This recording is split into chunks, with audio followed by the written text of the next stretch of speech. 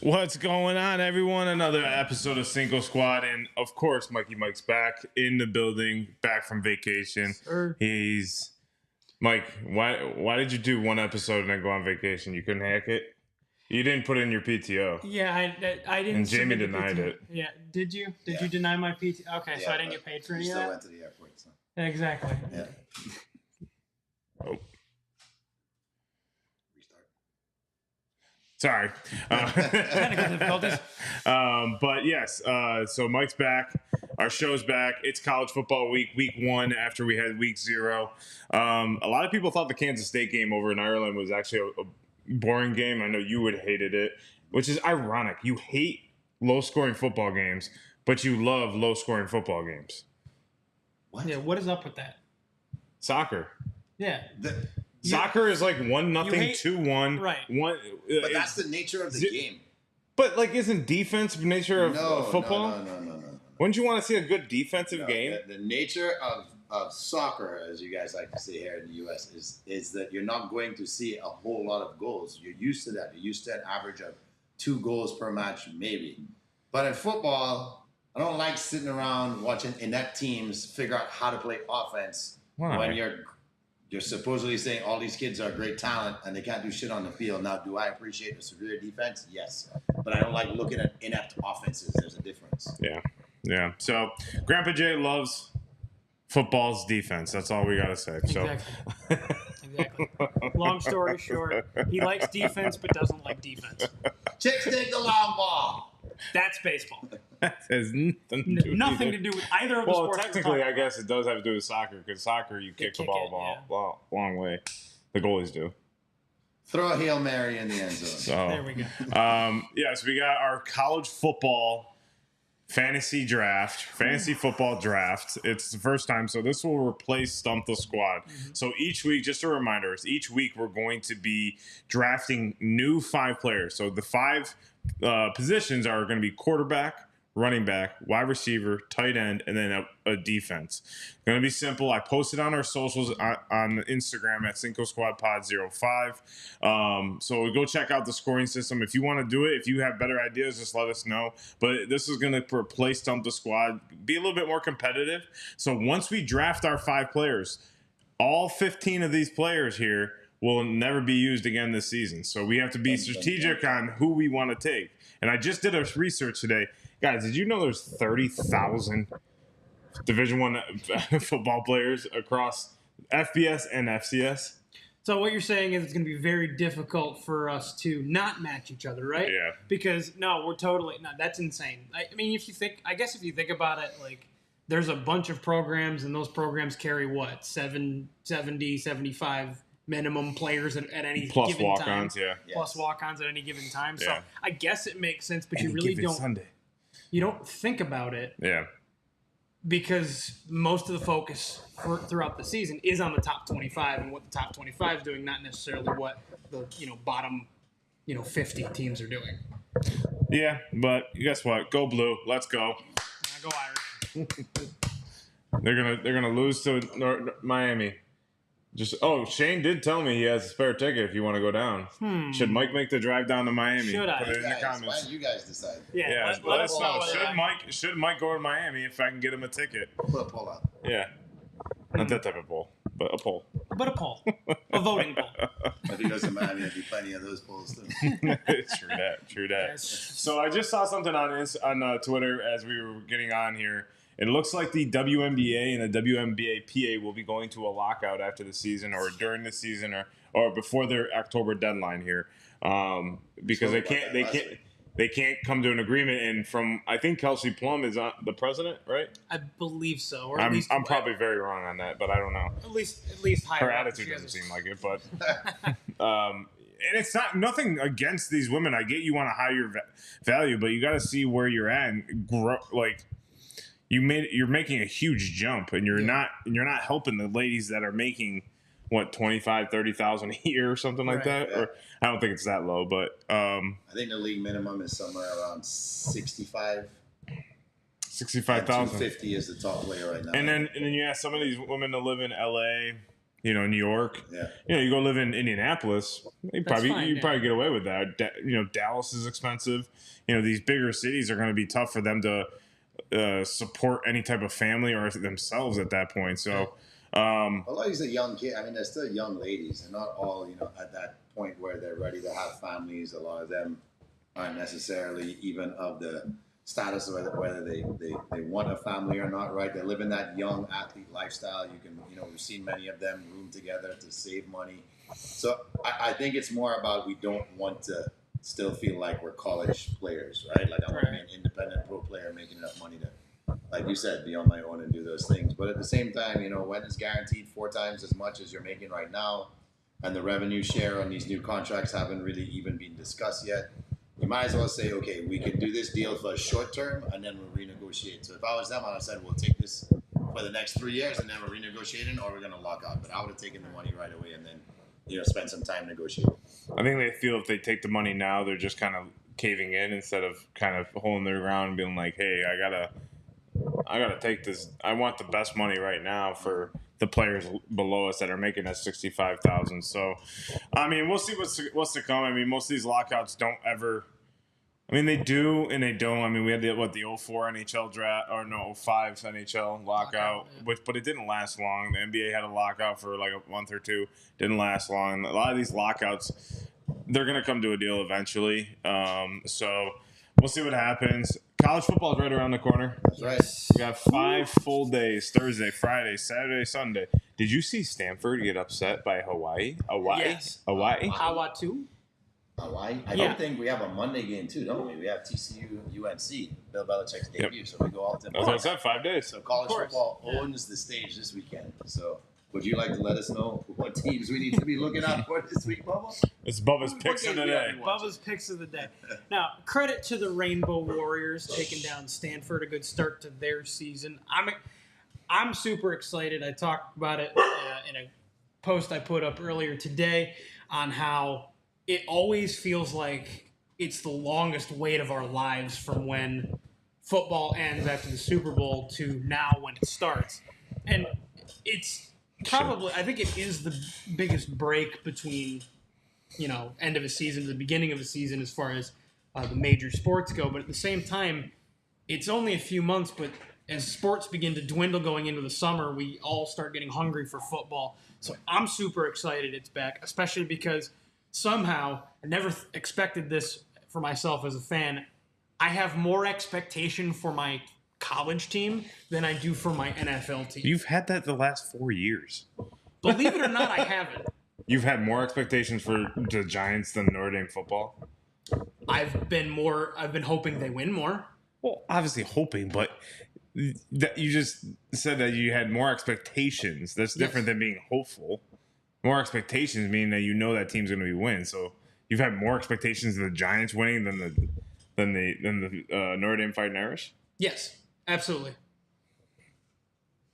Which means you had no faith in the Irish for the last 3 years. Pretty much, yeah. I mean, since we got absolutely stomped in the national championship game and haven't had any success before last year since.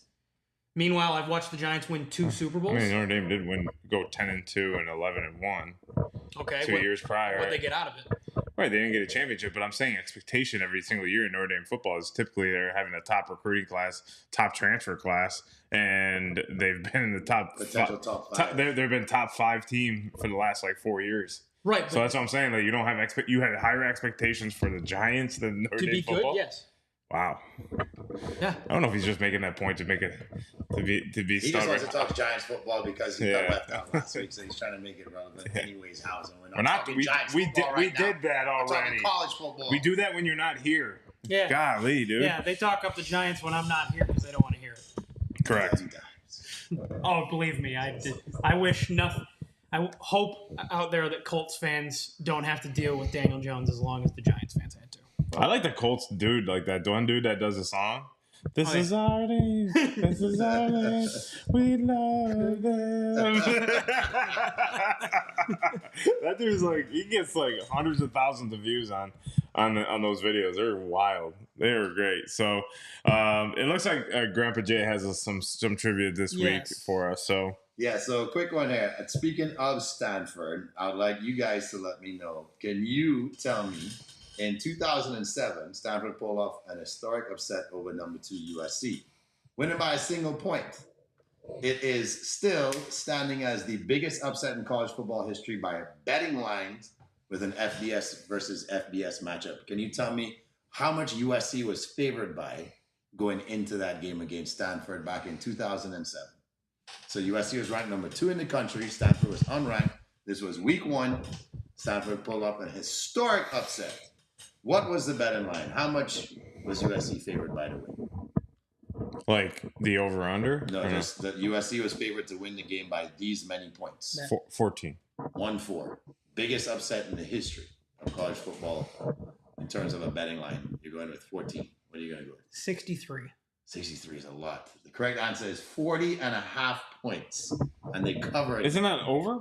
Over under? The way it works is if a team is favored, the team is going to be favored by 14 points, They're 21 getting points. that many The points. total, the over under is the total both teams will score in the game combined. Yeah. So Stanford was a 40.5 underdog, and they end up pulling off the win against USC. As a USC fan, you must have felt sick to your stomach. Trade must have. Especially Sick to your stomach. at number 2 in the country. Yeah. Talk about expectation. Was that right after Leinart? That was, It's yes, that was the 07, post. so, That was yeah. the post-championship years, and of course, with the two of you guys, number 5 hasn't been a good number for either your teams in week 1. We know what happened to you last year, and I won't go over what happened to you guys many years ago. 2005. Yeah, I know. so we can skip that. But number 5 has not I been watched kind it. to either one of you guys in week 1. Had my heart ripped out running home from football practice. Yeah. Run home from football practice, watch Appalachian State freaking kick the field goal to win it. I was with you guys when that happened. That happened to Notre Dame. We were literally sitting in Hard Rock Stadium watching the University of Miami play, and I looked up at the banner and just saw. What the hell is going on? Yeah. What the hell? and now I forever hate Northern Illinois. I mean, you gotta give them credit. They No, came I out mean involved. they played well, and Notre Dame played. I have a video of that too, so I can put that up on our socials and show you. There is evidence of my reaction to that. He's like, "Great, give me another beer." Great. Yeah. So college football, I've been hyped ever since Michigan won the national championship last year. I was very hyped about that. Is he gonna stop? Is that all you have to say? Shows how much these guys don't know about the national championship last year. Last year. John likes to talk about Michigan football, whether Go they're Blue. relevant, irrelevant, whether they're in the mix. Right now, we know that they're facing suspension, so they won't be relevant this season. Yes, they will. They already got their sanctions. Huh? You didn't watch my video, bro. What I'm saying is they won't be relevant this season. Why won't they? Huh? Why won't they be? Because you have the most overhyped QB in college football history. That is not true, right? I mean, I would That's say. DJ Uiagalelei, by the way. No, I would say that's We'll JT see. Daniels actually. Who? JT Daniels. JT? Oh yeah, the sixth school wonder. Yes. Started it as the future of Georgia football. Right Finished after. at Rice. Yeah. Went to Clemson. No. No. Went to You USC. said it yourself that if you're going to pay a kid $10 million, it better not be a QB battle. Apparently, there was a battle for the position. Yeah, I mean, I would hope that he would have been in the start, but he's named the starter. So at the end of the day, I mean, every coach is going to say there was a battle, but I think he was clear cut. I mean, he's what 6'4", Mm-hmm. he's 235 pounds. I mean, he looks the part, can throw the part. It's just how he looks against New Mexico. I like that they have kind of a cupcake in a way of a game. New Mexico can be a tough team, but it gives him a chance to kind of feel his way into the offense. I mean, it's going to look sloppy the week 1. We were just talking about that with Bama and Florida State. Bama and Florida State, it might be close until the fourth quarter. We've seen that with Georgia and Clemson before, and then we see Georgia absolutely trouncing teams at the end of the year, and then we look back and we're like, how did Georgia and Clemson stay with each other? Yeah. Right? Like, how does this even happen? So, what I think is going to happen is it's going to be a close first half. He's probably going to look a little rocky, look a little shady, and then all of a sudden he'll put it on. I mean, I hope he turns out to be great, and I hope you're wrong, because if you're wrong, it's going to be great. I'd love him to be the next Cam Newton. I'd be excited for college football. He's big, and he can run, and he's fast. Yeah. So, I mean, why not? I mean, Michigan football got a slap on the wrist for their sanctions and whatever they want to call it, sign stealing bullshit, whatever. It was legal. There's no, it literally says it's legal. There's nothing in the rule books that you can't videotape. But I never understood. I mean, we went over this 3 weeks ago, and I've gone over it every single time. Is I don't get why you can't videotape when you get tape on other teams. All right, can't you see the sidelines from there and see the signs? Like, Well, they're not necessarily focused on the sidelines. Like the game film is on the game. So. you can zoom in with all the technology we got at Michigan. Yeah, but the camera's focused on the. I like how they're like, oh, it's $30 million. I'm like, bro, they have one of the richest men in the world as their boosters. He's just gonna be like, all right, here you go. Here's a Thursday check for you. They just paid a third of that alone for their new quarterback. Right, exactly. So, all right, so let's get to it. What you got something for us tonight, don't you? Yeah. So.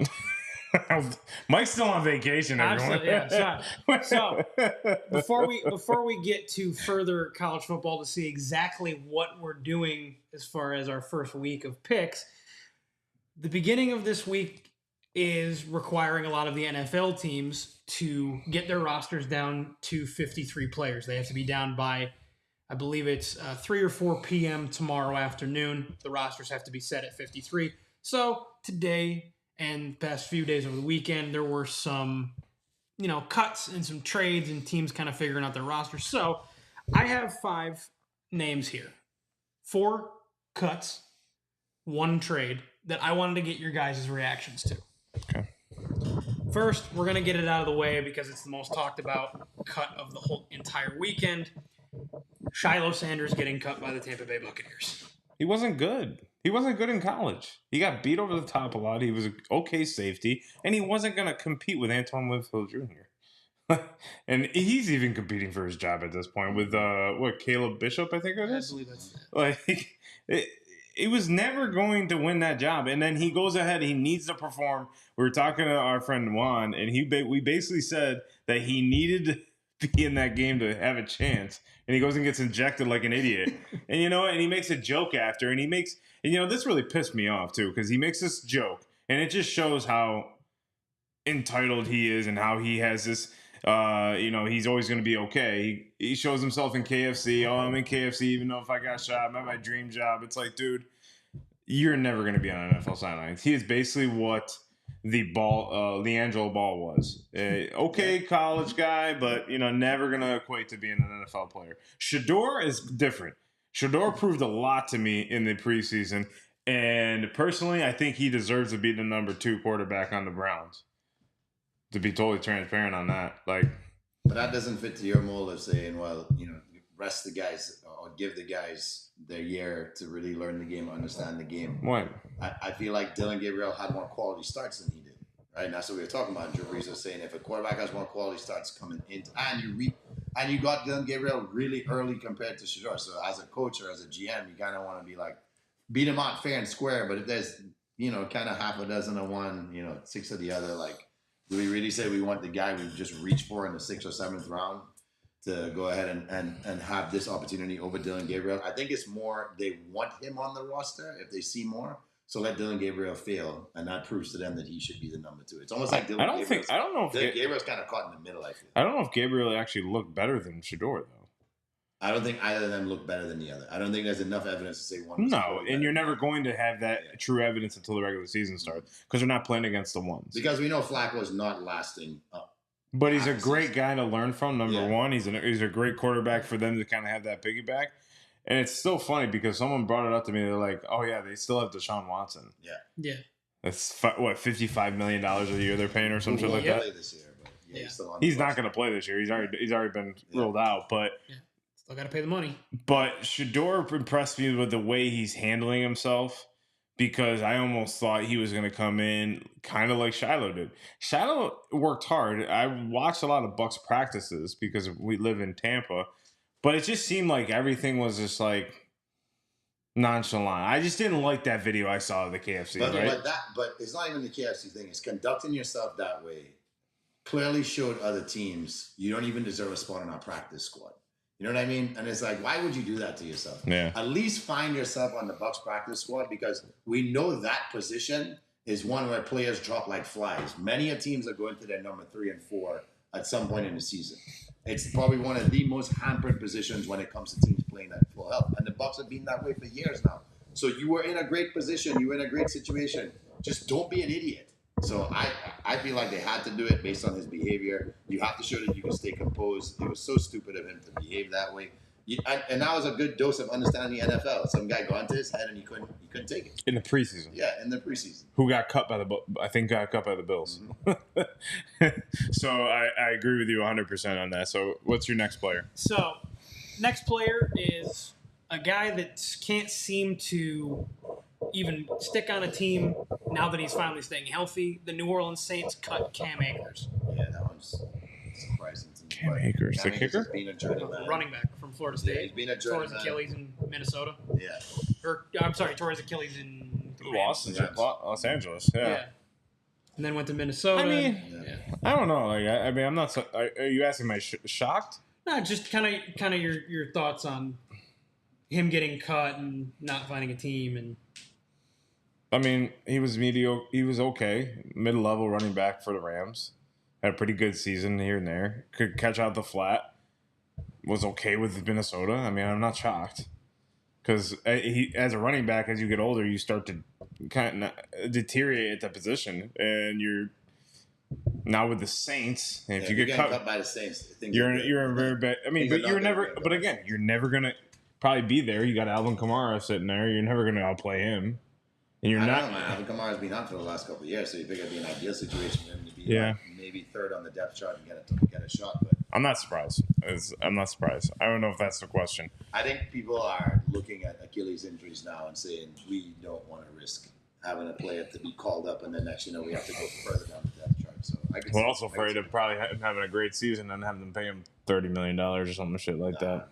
Possibly. We know the running back can't get close to that anymore. I don't know. Bubba, what do you think? I don't know. All right, who's next? No cam for you. So, next one is a cornerback. Used to be the number one corner for the Cincinnati Bengals. Now cut by the Miami Dolphins, Mike Hilton. I have no idea who that is. Miami to cut you with how bad that defense looks, things must not have gone very well for this guy on the practice squad. There's rumor that Miami's defense may be a bottom 3 defense this year. So if he couldn't make that roster and he's getting cut by Miami, I guess the guy's not in football shape anymore, or he's not the right guy for any team at this point because Miami's going to be abysmal defensively this year. Yeah, it surprised me. It was a name that I like. It's one of those guys I remember, and at one point he was really good for Cincinnati, like really good. And then I can't remember what caused the fallout with him in Cincinnati, and ever since it seems like he just can't. Again, another vet that can't find a team. And yeah, it just shocked me because, right, Miami's defense has been so Swiss cheese over the last few seasons that you'd think a vet like him, even if he's not a starter, could be a rotational piece to be able to get into the game and maybe disrupt some passes. And he's old. He's a little older, so you're not expecting him to be like, a Pro Bowler again. But yeah, I just felt like that was. What is the Pro Bowl anyway? Yeah, it's more of all pro. It's not even an honor, right? Yeah, it's all pro. So. All right, who you got next? So here's the trade that surprised me a little bit. The Washington Commanders decided to kind of shake up the running back room. They traded Brian Robinson to the Niners. Yeah. I'm not really shocked by that. He wasn't playing much last year with Eckler. And he wasn't. I mean, because the only reason I know that is because I had him on fantasy, because I picked him up the year before. When I had him on fantasy the year before, he did well. And Eckler was getting most of the touches. So, early in the year, it seemed like Robinson was getting. Yeah, it was running touches. back by committee there, and then they weaned Eckler because remember he was coming off an injury, and I'm surprised. But towards the end of the year, it was barely Brian. I'm just surprised by that because right now I still don't know if they have their wide receiver 1 locked up, and which means to me it's like have to make. Yeah, they just signed him. Sanitary, 3 years. So they finally got that figured out, but to me it's like you still need to make sure that you have enough guys who are outlets for Jaden because you don't want him to be freaking getting hit all over the field. So you want enough people there like him who are good catching running backs who are bailout options. And now I guess they figure they have somebody else on the roster. Hey, kudos to San Fran though. I think San Fran got exactly what they needed to probably compete even more now in the NFC with more depth at that position. 100%. I guess what really shocked me about it was more like, okay, if Eckler is, obviously you're paying him a lot of money, so if Eckler is the starter, as he was at the end of the year last year, you're now relying. They chose a rookie. Mm-hmm. They chose a rookie they picked this year to be his backup when you know Eckler's had injury problems. So for me, why not keep a more veteran, experienced running back to complement Eckler at minimum, or still have a starting level running back? Rookie QBs have proven themselves to be good enough for teams at like the 2 or the 3, right? So teams have gambled, and it's worked out really well since Zeke. And these guys run hard, and they're healthy. They don't have much in the tank. They don't have any reason to believe these guys are going to go out there and get injured. Of course, anything can happen in the game. It seems like more teams' safety net is to go with the young RB. Yeah, I guess so. Last name I got for you guys, this one's a special one because it does leave a 464-pound hole in the Buccaneers roster. The Bucs, after not having him practice with the team or play in a single game, cut Desmond Watson. Yeah, I mean, I'm not surprised. And like everyone's like, they feel bad, but I don't feel bad for him. I mean, I feel bad for him in the sense of Florida did him wrong. And like, if you think about it, if you're going to be at Florida and you're going to play every day, why would I change who I am? So Florida didn't set him up, number one. Number two, I don't feel bad because you have the opportunity to get a trainer, you have the opportunity to get NIL money and get all this stuff, and you chose not to. You chose not to get in shape. Yeah, you got. I think it was undrafted by you guys, but I mean, he'll probably lose the weight and whatnot, and get himself into shape. I don't know.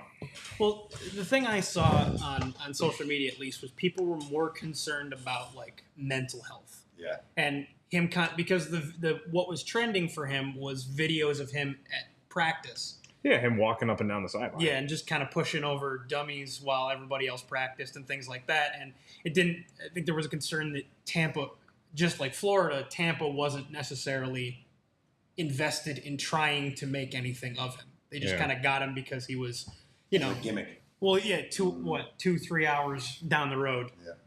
Yeah. He a notable player that was popular on social media for just his size and his ability to just literally plug a hole. Yep. Like he literally plugged one of the gaps anytime he was on the field. Yep. But he was gonna get destroyed in the NFL. Oh yeah, he was gonna get put on his ass. He didn't have the speed. Yeah. He didn't have the speed. Well, you didn't have the explosiveness, and that's the biggest thing. Like he did not have explosiveness to get himself off the ball, and these offensive linemen are top tier. Ladies and gentlemen, you heard it here first on Single Squad. The Philadelphia Eagles will be added into the roster just for push-push situations on the goal line or fourth. That's actually not a bad idea. That's actually not a bad idea. You gave him the ball instead of Jalen? Oh my God, he's the new refrigerator Perry, except for he doesn't actually play on defense. Yeah.